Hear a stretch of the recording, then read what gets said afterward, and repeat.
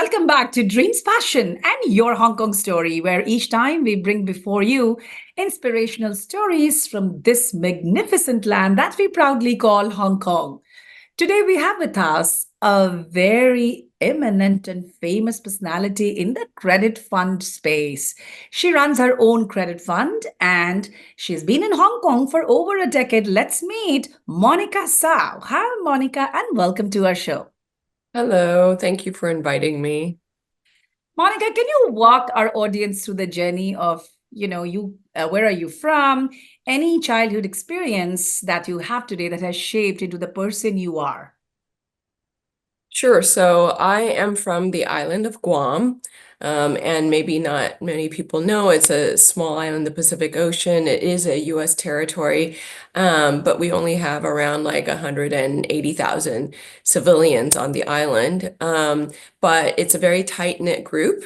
So it's a very special place to have grown up as a child because it was a quite, very family-oriented, and we really had a great childhood. But, I think one of the things that shaped me a lot in childhood was really my grandmother. My grandparents actually lived with us for a period to help raise us while our parents were busy working. And my grandmother was actually a very strong female figure. She wrote around 40 novels in Taiwan, and her very first seminal work was actually published under a male pseudonym because, there was still sexism back then. And so I think that was the way that she could get her work more recognized. But she went through so much, and she did that without having ever gone to university because of the war. So she's somebody who has shaped us a lot with her resilience and all the story from having fled, war times. But I do come from a lineage of strong women, including my mother. So tell us a little bit about how you took her legacy ahead. I mean, a little bit about your early education, your early career. Did you go to the US to study? How did you go about your entire journey? So my grandmother told me in the Chinese paper, she saw this article about this high school called Lowell High School in San Francisco, and it's a magnet school. So it's a public school, it's free, but you have to test to get in at that time. And it was, one of the top public schools in the country. And so I just kept thinking about that. I didn't know much about it, and I had not ever been to California at that point. But I was in high school, and this is the time when Lisa, our mutual friend, and we were all like at the academy in Guam. And I just got it into my head that I needed to see more, and I wanted to, I had done always quite well in school in Guam, but then I was very aware it was a smaller pond. So I basically was kind of a pain in the ass with my parents. And so I kind of badgered them into giving me one shot there. We knew nothing about the admissions process to Lowell. We had no idea it was so hard to get into, how the test process, we knew nothing. And this is back in the day, of course, we didn't have internet. So my parents said, okay, you get one shot, where it was very expensive for us. And at that time, my parents were, very much like middle class, and it was expensive. So we bought a set of tickets that was round trip, for the three of us, my parents and I, to go to San Francisco. We had one address that we weren't even sure was correct for my dad's old friend. And so we went, and then my parents, I still remember this vividly. We landed, and the next day we basically went out to walk to Lowell, and this is in the summer. We had no clue what we were doing. It was obviously empty. And there was a janitor who was cleaning the building and let us in. We walked in, we were just walking in totally lost. And we were lucky enough that there was a light on in the principal and vice principal's office. And so we walked in, and it happened that the vice principal there was actually of Chinese origin, and also had been, had lived in Taiwan before, had been raised in Taiwan. And he and my mother started to talk, and it was a very similar background. And so he invited us into the office. I literally was clutching this vanilla envelope of my school records and whatever, and I was like fully prepared with my little file, not understanding that we were not part of the admissions process in the right way. But we went and talked to him in the office, and he looked at my scores and everything. And I had at least I had the awareness to have taken the SSAT. And so he looked at everything. He's like, look, the best I can do at this late stage, because it was basically, a month, I think, before school started. He's like, you're way past the deadline, but I'm going to just put you on the top of the wait list, but it's very, very unlikely. So we went back, and basically, long story short, about, I think it was 3 days before I was slated to go back to Guam, and we had lost hope, and we didn't really see, so my parents were happy because they were like, okay, now you're going to shut up. We're going to go back to Guam, and I'm going to not hear about this anymore. But then on the 3 days before school started, one kid had dropped out because of divorce or some family situation, and I got slotted in that way. And that's Wow. how I got into Lowell High School. And actually, I lived for a few months on my own before my grandmother flew over from Guam to stay with me. And then I helped to bring one by one our siblings from Guam to Lowell. And from there, I went to Stanford University in California. And then I did another master's at Stanford and a law degree from UCLA. And then eventually, after, there's a story of how I met my husband, but after we got married, then it was a whole nother story as to how I switched to law, which also involved my getting another degree in the London Business School, a master's in finance. So that means you never really started your journey thinking that you'll be an entrepreneur one day, right? Because you went and did law. So how did that whole thing come about? And how did law happen? So, yeah, to be fair, my dad, who's a serial entrepreneur, I think he gave me that sort of sense of wanting to work for myself, but and also he had, I think passed to me a certain risk-taking appetite. But yeah, that's true that when I started out, I actually thought about going down the track of foreign service diplomacy, which if you know me, I am not diplomatic. I'm very direct. I don't think that would have been the right track for me. But but I did think about that, and I did do some rotations at the State Department and the U.S. Trade Representative's Office. So initially, I was actually considering the government line. In fact, that's how I met my husband, was through You would have been a very strong diplomat. but maybe a little bit too strong. So I think the path was quite, and I think this is something that I tell my kids. It's okay to not know what you want to do. What you want to do, though, is set small targets and then like work through and make sure you kind of like finish it to the end for each smaller target. And so I basically was on track to do, when I decided to switch from government to private, I was really on track to do international trade law. And I had gotten offers in DC and Brussels. And if it weren't for the fact that, my husband and I were getting engaged, and it was a different, life path, I probably would have been doing that. But then when we got engaged, my husband was like, look, we have to live together at least. And so the only place that we would have had in common was New York. So he transferred to New York in banking, and I basically thought, okay, in New York, the most exciting thing to do for me at the time was actually corporate, and specifically M&A and private equity. And so I was, quite excited as a young person at the time to go to New York and do all these deals that were, you could read about in the Wall Street Journal. And I thought it was exciting to be part of that, even if we were a cog, in the wheel. So that's how I started. But then, I think that doing law, I would say that the legal practice was probably the most, in a way, most intellectual period of my career. I did practice for about 5 years and learned a lot about how to think and the discipline and the training of law.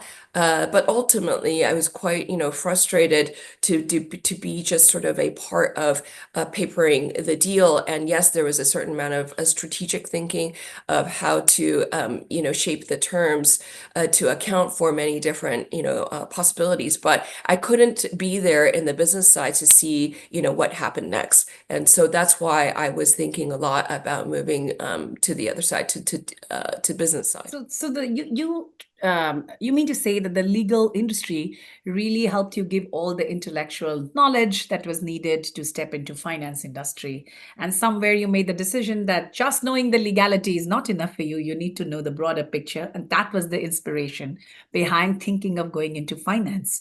But then how did the whole journey into finance space happen? Did you straight away start by starting your own fund, or did you work in some finance company? How did this transition go about? So, when I first thought about law school when I was very young, I actually thought about law school since I was 15, maybe even earlier. I think a lot of it was planted in my mind because I saw my parents as immigrants get cheated because they didn't understand the law. And so it started out being like that. And then, over time, it was really about the intellectual pursuit and putting together the deals. And I had the chance to work on hostile takeovers, poison pills back then. And this was I think that the intellectual part of it was that really you had true meritocracy to a great degree when you see kind of people moving up in the law firm. You were a lawyer too, and you understand in these big firms, it was up or out. And so by the time I was, in starting my fifth year, I was in the fifth year actually, as an associate at Fried Frank in New York. I was one of 5 people left from our original class of 40. So this is sort of the weeding process in part. In part, people do move on, of course, as well. So there was natural attrition. But I think it tells you, we were working super hard. It was 90 hours a week. I was working, in the law firm until, hours before I gave birth to Ariana. So it was a very, I think it was formative in giving me that work ethic as well. Then when, in fact, while I was in the law firm, twice I almost jumped into the banks side because I got offers from the big banks to do M&A, and that would have been a very different path for me because finance is broad, and that would have been more sell side deal making. And I think I'm glad that things happened naturally where I didn't go because each time I got the offer, I found out I was pregnant. That was really what happened. And then when my husband got his job, offer in London to be the global head of fund derivatives for Deutsche Bank, it was a big enough job for us to all move. And so that's when I left the law, went to London, and it was also serendipity that I got into the trading side because the natural move for me at that point would have been to go towards private equity, which in fact, I was interviewing for. And then 9/11 happened, and we literally had moved to London just a month before 9/11. And so and that's when so I decided to apply to London Business School for the Master's in Finance. At that point, I had 2 kids. I think I was around 30. And it was really a shift for me to think about going back to school to do master's in finance that was fairly quant for me. And then in the interim, so I got in pretty quickly, but then in the interim, I had a few months before school started. And Jean-Marie saw this ad on the papers that Nomura was looking for a lawyer on the desk. And so I thought, okay, let me just see what this is about and understand what the trading desk is. And it was a proprietary trading desk. And as it turned out, it was the top 3 largest in Europe, and maybe not even many people knew that because Nomura's front was to be sell side, but in fact they didn't do that much sell side; it was all buy side. And following that, through the rest of the summer, I got a bit more time from the traders, and I understood more. And so basically, I was able to help them take fundamental views and help them make money in that summer. And so despite not understanding finance in terms of being able to do a valuation sheet, Excel, that wasn't my area. They saw there was some value. So therefore, they ended up allowing me to carve my own terms of a contract with them. And I basically drafted something that gave me all the option to go back with them or not, but they would pay for my master's program, which is what they did. And so I became the first non-employee at Nomura where they paid for my degree. And then they helped to there was one guy in particular in the desk who helped me choose classes and give me data from the desk for me to complete my master's thesis on the Bayesian model and look at the reverse, model of Black-Scholes and, do all of that. And basically I had to get back into the quant side of my brain. And kudos to my husband, because really, if it weren't for my husband, who was highly supportive and helping to take care of the kids who were very tiny then, I wouldn't have been able to do it. So that's also a note, which is, all about marrying the right spouse. As you know, you have a good husband. What's from here is so interesting to hear about your journey, but I do feel that somewhere that legal training also helped you to evaluate the risk, because the fact that you could point out about the anti-dilution thing, I think, probably gave them a different perspective. So they looked at it, the same thing, in a very different manner. So how it did that training somewhere affect your investment style even in future? So can you, elaborate a little bit of that, your risk and reward taking ability? I was always thinking, everybody knows how to read. You just have to spend the time to read. But actually, it is the legal training that allows you to kind of hone in on the flags and to understand how to read that. Because, we've seen in law firm cases that were determined even on where commas were placed. So I think that training, the discipline, the work ethic, all of that came from law, in fact. But also, in those days, how many people, actually even today, you get cubbyholed by your CV. And we all know this from watching kids get jobs today. And I think this is not about fair or not fair. It's just that people don't have time. And so I would have been easily filtered out if it weren't for the fact that, I basically was, knocking on doors. And in this case, it came through a job ad. But even before that, I had on my CV at least a few kind of like experiences looking at merger arb, even just from a few weeks I would call internship, because I was strolling the girls around in Mayfair knocking on doors of hedge funds, because we didn't have the internet back then as much, right? Or it wasn't as prolific. So basically they would allow me to just spend a few weeks with them because I did that. So it was really about being humble as well and knowing what you don't know. But the legal framework, the fact that I was able to look at ISDA rules very early on when CDS was first starting to trade. And I knew by then that many people in the market didn't read the prospectus. And so that gave me an edge. And so that's the reason why I started my career in capital structure arbitrage, because we were looking at long, short, anything, senior versus sub, holdco versus opco, all of this stuff that was a little bit funkier, a little bit hairier. Not as many people were doing it back then when I started as part of a 2-people team in Nomura, as part of a much bigger prop trading, but this capital structure desk was smaller, and we started playing it from there. And really, I am very grateful that my boss at Nomura then had the foresight to understand that even the CB ARB, all of the old way of doing ARB, eventually would kind of start tapering off because your margins start collapsing as everybody's doing it. And we were on to something that was more fundamental, more events driven. And that's how I cut my teeth. And then from Nomura, I left only when my boss retired, and I went to Credit Suisse to start, for them, the credit trading sleeve as the prop desk. And then from there, Merrill poached me over as part of a much, much bigger desk. And I was trading through Merrill, through the crisis, the global financial crisis, survived 9 rounds of layoffs, and 𝐇𝐬𝐢𝐚, which is a multi-billion hedge fund that now has since gotten acquired. But basically, they took me over because I was part of the few left in prop trading that was still surviving through the crisis. And all this was London? All this was London. And how did Hong Kong happen? What initiated the move to Hong Kong?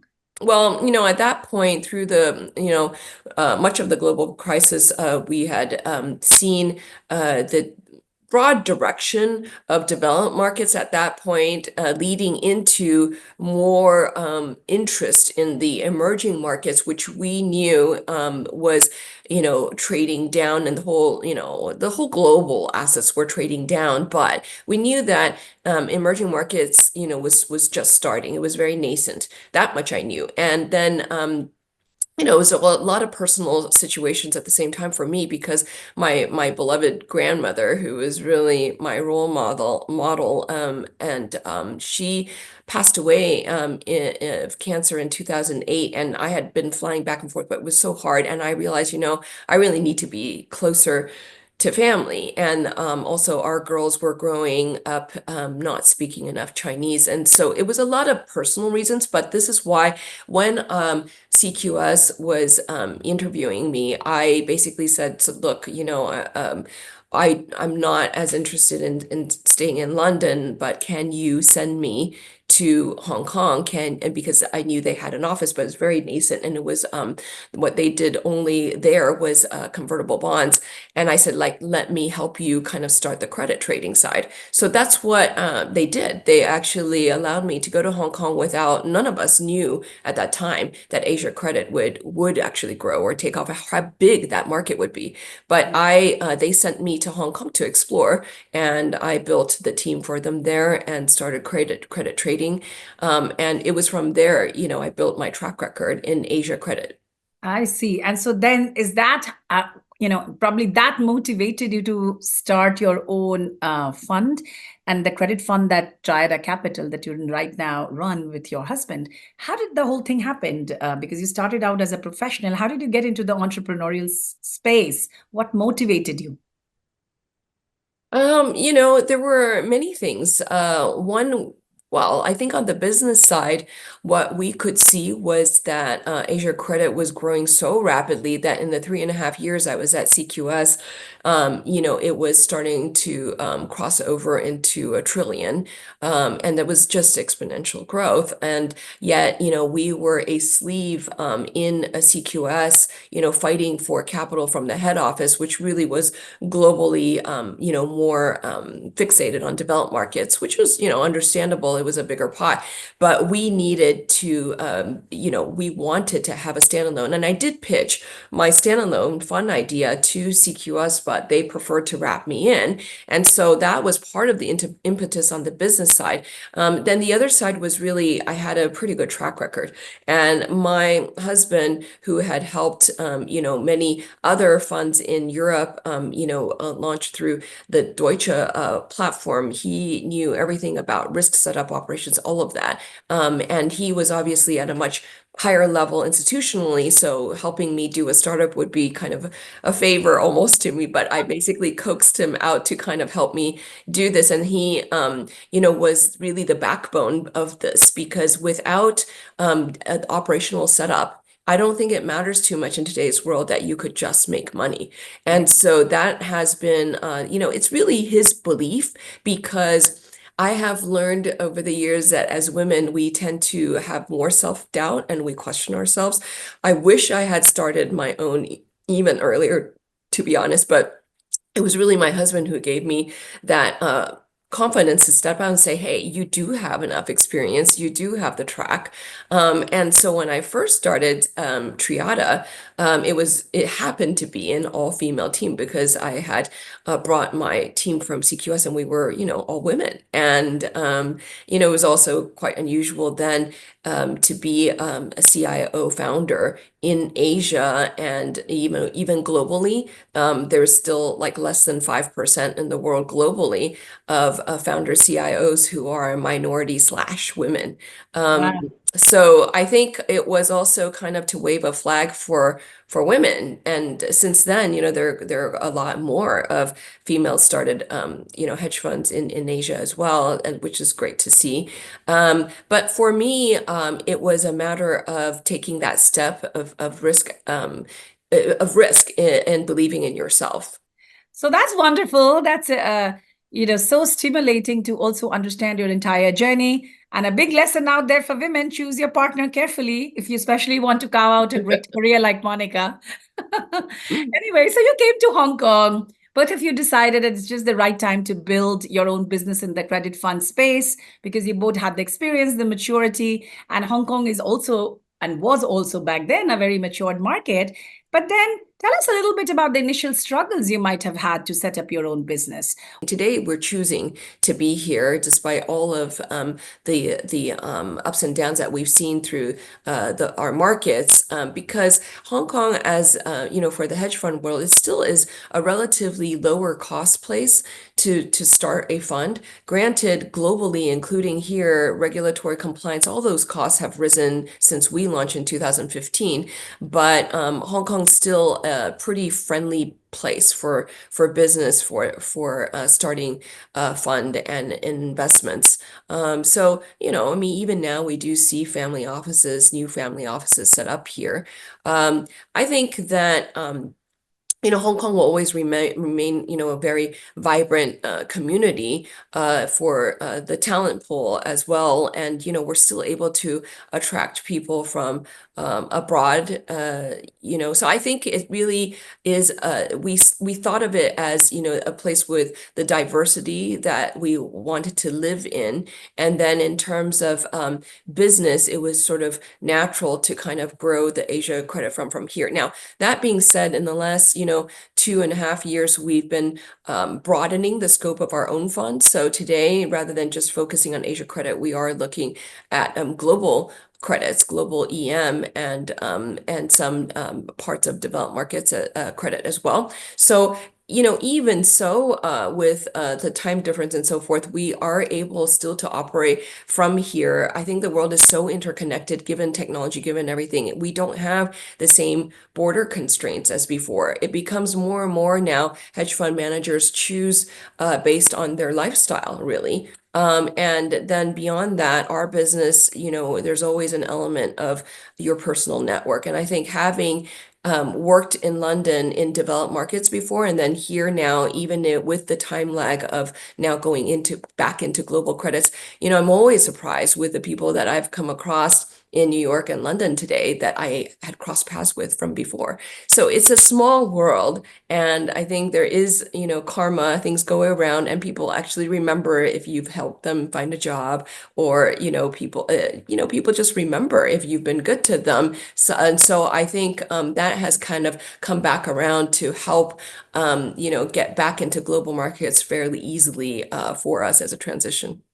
So, in a competitive landscape like Hong Kong, back then and even now, how did you carve out your niche for your fund? How do you make it distinctive in Hong Kong? So I think, we today, for example, even if we're doing more global, it's, got the core focus in Asia credit, and we're here on the ground as antenna for, understanding more about China and the Southeast Asia and all of the, emerging markets centered here, which is still an important part of the global economy impact. Everything is interrelated. So so our niche has been on fundamental credit and event-driven. And it's something that anybody who wants to apply the hours can do. It's very labor intensive, but it's also just a lot of experience, because I think in doing what we do, it's harder to replace that experience of having seen so many case studies, very similar to law in that sense, is that, it's about kind of having analogies to prior events to see which parts kind of are able, you're able to draw confidence that, the company might do this, might do that in spin-offs or asset sales or whatever in the restructuring. All of that comes from, experience as well. So I think personally in our world, it's harder to truly juniorify what we do. And yeah, I'm sure that one day AI will take a portion of what we do, but I think you're always going to need that human overlay. Right. Okay. And how do you see your credit fund space in Hong Kong growing in the next 5 years? Where do you see this going? So, I think that for us, we will, continue to keep it more sort of global. We're going to actually, we've always done Middle East. So Middle East was always part of my repertoire since CQS and since launching Triada. But, I think we will expand in order to diversify the risk geographically. So I think we're going through a period of transition for hedge fund industry in Hong Kong. And so, what would you advise people who are looking to live, work, invest in Hong Kong? What would your advice be to them? Is Hong Kong still a great place to live, work, and invest? And why should they come to Hong Kong?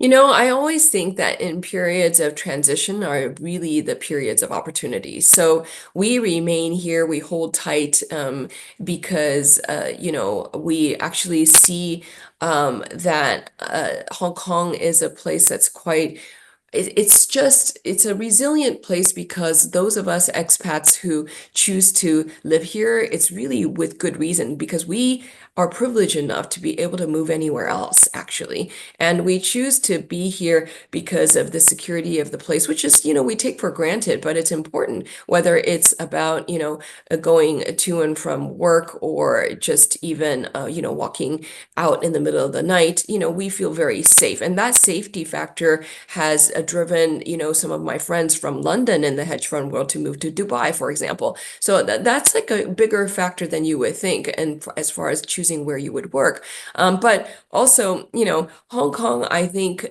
you have all kinds of people from even the Chinese ethnicity. You have people from different regions who are Chinese, as an example, that, have really actually come from a different cultural background as well. So I think it's very diverse in thought, process. Not all Chinese are monolithic. It's something that, people who come here will learn. Hong Kong is still a great place for entrepreneurs because of the cost. No matter how you look at it, relative cost is lower to open and or to shut a business. To shut a business also is cost of any industry. And so I think that is fairly efficient here. So my advice is, I think all entrepreneurs should take a look at Hong Kong still today. It's still an intersect between East and West. We don't have as big of an international community as we did before, but I see some green shoots in it building up again.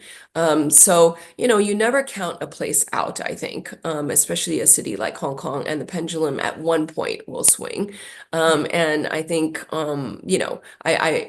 I think it's always dangerous to make a prediction, but I think this next 12 months is the bottoming out. And I think, the art world, for example, we're coming into, Art Basel Week, and, we're hearing of so many people flying in for that. And we have many conferences going on next week as well. So Hong Kong's really making a comeback in the last few months, we can see. Yes, and Monica, coming to your art passion, can you tell your audience, I know you're a big art collector, can you tell our audience how you got into that space and, the motivating reason behind it and, what all do you do in that space? Yeah, well, I wouldn't call myself a big art collector, but I am very passionate about the arts. And I think it's a hobby that allows me to also exercise some of my intellectual curiosity because there's so much to learn about art history, but also each artist. So, I think it's art has always been part of our lives, and we've been lucky to inherit from our grandparents on both my side and Jeremy's side a real appreciation for history and art and antiquities. So we started out more, I think, with antiquities, and then my grandparents actually were part of an art circle, and so they didn't have much money. And my grandmother, as you know, is a novelist, but my grandfather painted a lot of Chinese ink paintings, as did my mother. And my mother actually wanted to become an artist, but she was, forced into a more pragmatic path, and so she became a librarian initially. But I inherited a love of arts from them, and a real appreciation for art in a way that wasn't a storage of value, but really an expression. It's another language, and the sort of spirituality that comes through a piece of art as well. And so I think my background in it leading me to be able to afford through my work, to be able to afford higher value art was a path. It wasn't just really about art as an investment. And I think that's what I hope people would take away from being involved in the arts is, not to be afraid of looking into fine arts just because you don't have the money for it. I think learning process and grooming yourself and training your eye is so important to even sustain yourself in life, because it brings such an enrichment to how you view life philosophy. And on that note, which is your most favorite piece of art that you own? Yeah, it's like asking me to pick between my kids. I don't think I can do that. Hey, you can tell us one or two. But I mean, I guess what I can say is that, some of the, I really treasure pieces that aren't as well known by a well-known artist as much as by well-known artists. So, but I would say I do treasure a set of lacquered wooden discs that really was a part of him. He gave so much of himself to this set of discs, and it's beautiful. It's lacquered layers, and actually each disc's kind of it's sort of the periods of a sunset over ocean. That's how I see it. And so it had kind of I had an attachment being from Guam as well. So I buy these pieces that are meaningful because I met the artist and he had an impact on me, and also because I could see sort of something that tied to my own heritage and look at art. So, what is your advice to the people looking to travel to Hong Kong? I think first ignore the travel advisories that you see. I mean, I think the US still has one for Hong Kong. It's so safe here as long as you are not political. So I think, even with the national security law, which is sort of the elephant in the room, but it has to be addressed. I don't think we ignore it. We know it's existing, but as long as you're not political, where the sensitivities are, then, you're really left alone to run your business, to live your life.